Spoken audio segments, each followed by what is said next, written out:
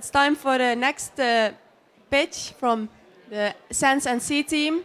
Please come to the pitch stage to hear them.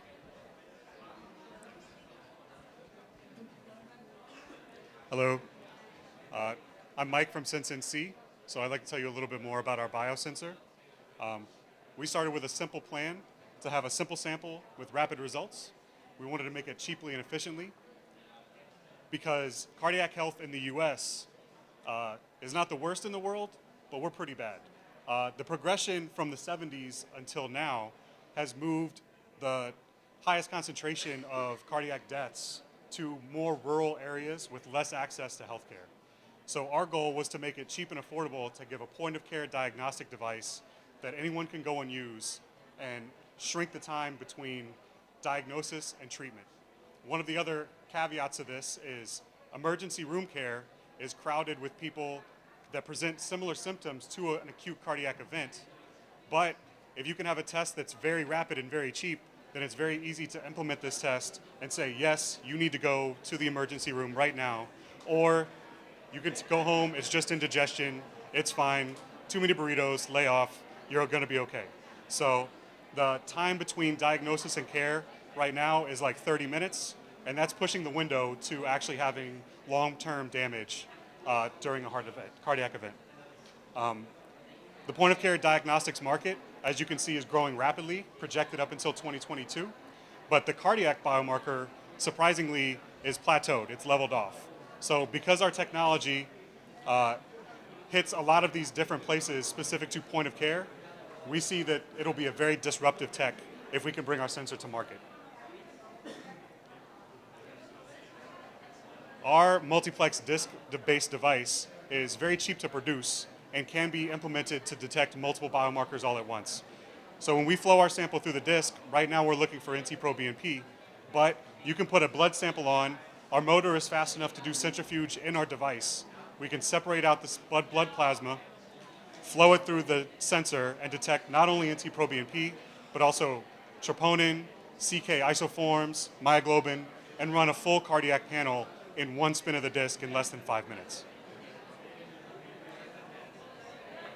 There's a close-up of our assay disc with something that doesn't look anything like serum or blood. Those are just food coloring, so you can see what it looks like. But our buffer solution is the pink chamber, and the serum or blood sample will go in the blue chamber. We can accurately control the flow based on the centrifugal force. So as we spin up to 1 RPM, the serum will flow, hit the first chamber, pick up our detection analyte, and stay put and wait. When we spin it a little faster, our buffered solution then flows through and forces it through the rest of our detection. The waste comes out the back, and our capture antibodies trap the NT-proBNP in the detection well, which is then detected via an LED and a photodiode. This is all encased in a very rugged housing and uses very little power. One of our pride and joy is how many electrical engineers are on our team. So we were able to use very specific technology to get the power usage way down, and we can use it over 500 times in one battery charge. So if you were to take this into the field, if we can make it rugged enough to put on an ambulance, then you don't even have to go to an urgent care facility or the emergency room. They can come to you, detect this right there, and they'll know right away whether you're having a cardiac event. One of my favorite quotes is, if I were to become a doctor today, I would not go into medicine, I would go into statistics. Because doctors have a very powerful ability to treat the individual, but if we want to provide health care, we need to have as much data as possible over as many different backgrounds as possible. Gender, age, everything.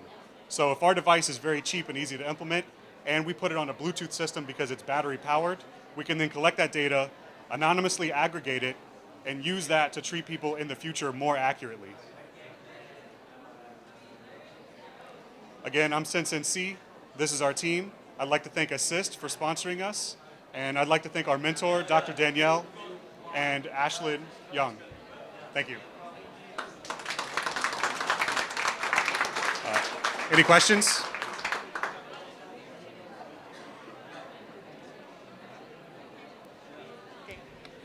If you have any questions, you can also go to the stand to ask it.